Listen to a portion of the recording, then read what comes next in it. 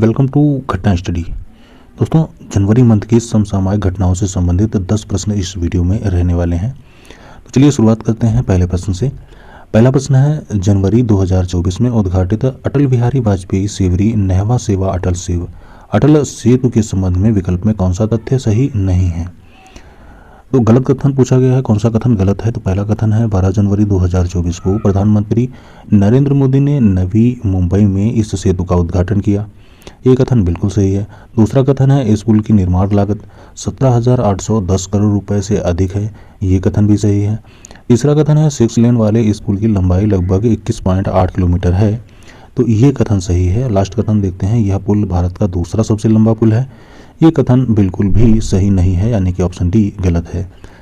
इससे संबंधित अन्य इंपॉर्टेंट पॉइंट है, अटल बिहारी वाजपेयी सेवरी नहवा सेवा अटल सेतु, इसका उद्घाटन 12 जनवरी 2024 को नवी मुंबई में किया गया है प्रधानमंत्री नरेंद्र मोदी के द्वारा।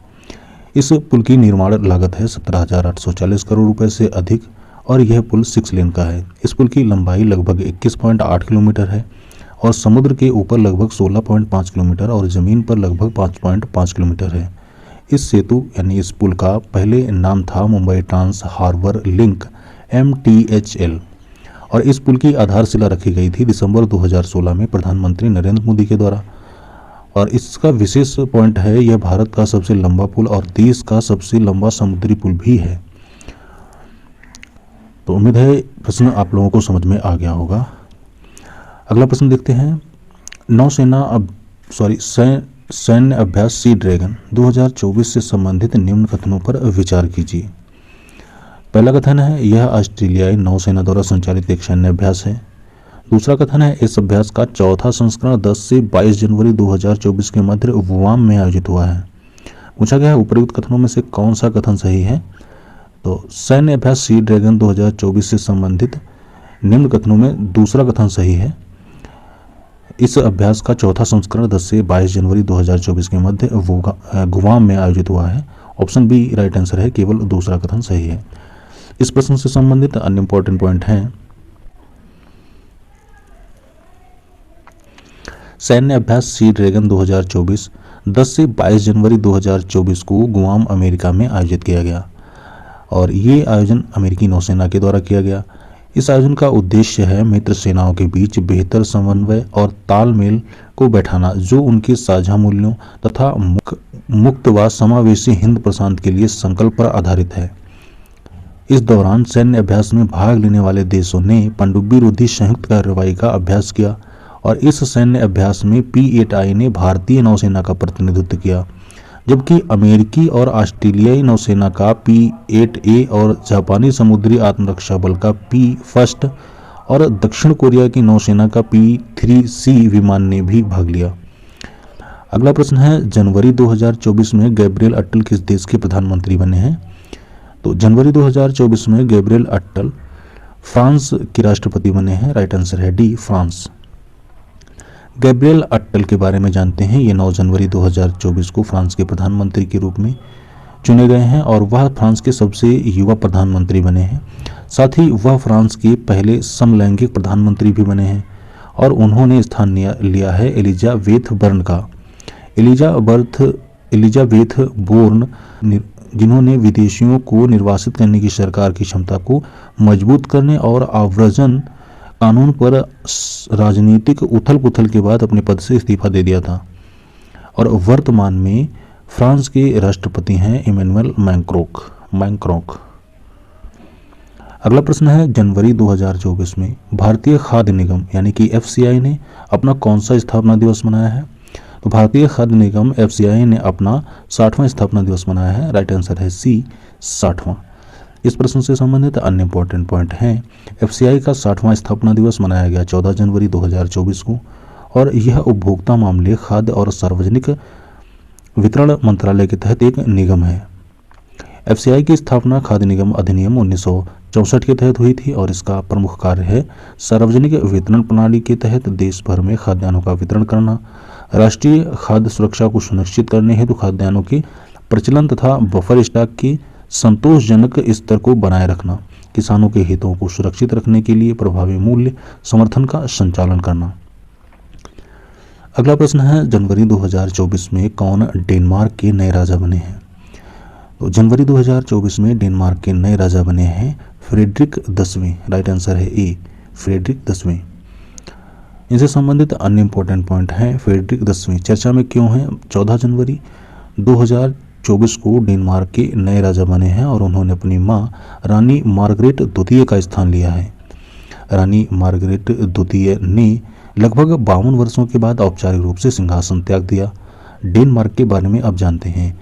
यह उत्तरी यूरोप के मध्य भाग में स्थित एक नॉर्डिक देश है जिसकी राजधानी कोपेनहेगन है और डेनमार्क की मुद्रा है डेनिश क्रोन और इसके वर्तमान प्रधानमंत्री हैं मेटे फ्रेडरिक्सन। अगला प्रश्न है जनवरी 2024 में कौन सी कंपनी विश्व की सबसे मूल्यवान कंपनी बनी है? तो विश्व की सबसे मूल्यवान कंपनी बनी है माइक्रोसॉफ्ट। इससे संबंधित अन्य इंपॉर्टेंट पॉइंट हैं। माइक्रोसॉफ्ट जनवरी 2024 में विश्व की सबसे मूल्यवान कंपनी बनी है और इस कंपनी ने एप्पल को पीछे छोड़कर यह उपलब्धि हासिल की। यह वर्ष 2021 के बाद पहली बार विश्व की सबसे मूल्यवान कंपनी बनी है और इसका बाजार मूल्यांकन यानी कि मार्केट वैल्यूएशन $2.859 ट्रिलियन होने पर यह उपलब्धि हासिल हुई है। अगला प्रश्न है जनवरी 2024 में किसे संघ लोक सेवा आयोग यूपीएससी के नए सदस्य के रूप में नियुक्त किया गया है? तो संघ लोक सेवा आयोग यानी कि यूपीएससी के नए सदस्य बने हैं ऑप्शन बी सील वर्धन सिंह। इनसे संबंधित अन्य इंपॉर्टेंट पॉइंट हैं। सील वर्धन सिंह वरिष्ठ आईपीएस अधिकारी हैं और ये 11 जनवरी 2024 को राष्ट्रपति द्रौपदी मुर्मू के द्वारा संघ लोक सेवा आयोग यूपीएससी के नए सदस्य नियुक्त हुए हैं। इनका कार्यकाल 15 जनवरी 2024 से 25 अगस्त 2028 तक रहने वाला है। इससे पूर्व वह वर्ष 2021 मतलब नवंबर 2021 से दिसंबर 2023 तक केंद्रीय औद्योगिक सुरक्षा बल यानी कि CISF के महानिदेशक थे। वर्तमान में डॉक्टर मनोज सोनी यूपीएससी के अध्यक्ष हैं। अगला प्रश्न है अस्त्र मिसाइल से संबंधित निम्न कथनों पर विचार कीजिए। पहला कथन है 14 जनवरी 2024 को भारतीय वायुसेना के लिए स्वदेश में विकसित एवं निर्मित इस मिसाइल की पहली खेप को हरी झंडी दिखाई गई। दूसरा कथन है यह सतह से सतह पर मार करने वाली मिसाइल है। तो इसका केवल पहला कथन सही है। 14 जनवरी 2024 को भारतीय वायुसेना के लिए स्वदेश में विकसित एवं निर्मित इस मिसाइल की पहली खेप को हरी झंडी दिखाई गई थी। दूसरा कथन गलत है। इससे संबंधित अन्य इंपॉर्टेंट पॉइंट देखते हैं। अस्त्र मिसाइल ये चर्चा में क्यों है जानते हैं। 14 जनवरी 2024 को केंद्रीय रक्षा राज्य मंत्री अजय भट्ट ने भारतीय वायुसेना के लिए इस मिसाइल की पहली खेप को हरी झंडी दिखाई और स्वदेश में विकसित और निर्मित एक बियॉन्ड विजुअल रेंज BVR वर्ग की हवा से हवा में मार करने वाली मिसाइल प्रणाली है। इसे रक्षा अनुसंधान एवं विकास संगठन DRDO द्वारा विकसित किया गया है और यह भारत डायनामिक्स लिमिटेड द्वारा निर्मित किया गया है। यह मिसाइल दागने के बाद दुश्मन के हमले से बचने का समय देती है। इसे सैन्य भाषा में स्टैंड ऑफ रेंज कहा जाता है। इस मिसाइल को ASU-30M के फर्स्ट विमान के साथ एकीकृत किया गया है। इसे सुपरसोनिक विमानों को निशाना लगाने और मार गिराने के लिए बनाया गया है। इसमें सभी मौसमों दिन एवं रात में काम करने की क्षमता है। विशिष्ट आवश्यकताओं को पूरा करने के लिए मिसाइल को कई वेरिएंट में विकसित किया जा रहा है। इसका टारगेट हवा में बदला जा सकता है। अगला प्रश्न है हाल ही में 8वां सशस्त्र बल पूर्व सैनिक दिवस 2024 कब मनाया गया? तो 8वां सशस्त्र बल पूर्व सैनिक दिवस 2024 मनाया गया है 14 जनवरी को। ऑप्शन बी राइट आंसर है।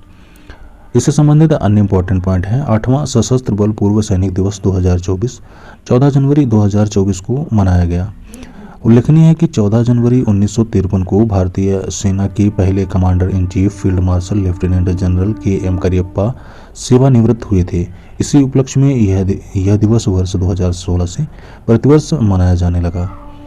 अगला प्रश्न है 13 जनवरी 2024 को डॉक्टर प्रभा अत्रे का निधन हुआ, वह थी? राइट ऑप्शन है सी शास्त्रीय गायिका। डॉक्टर प्रभा अत्रे का निधन हुआ, वह एक शास्त्रीय गायिका थी।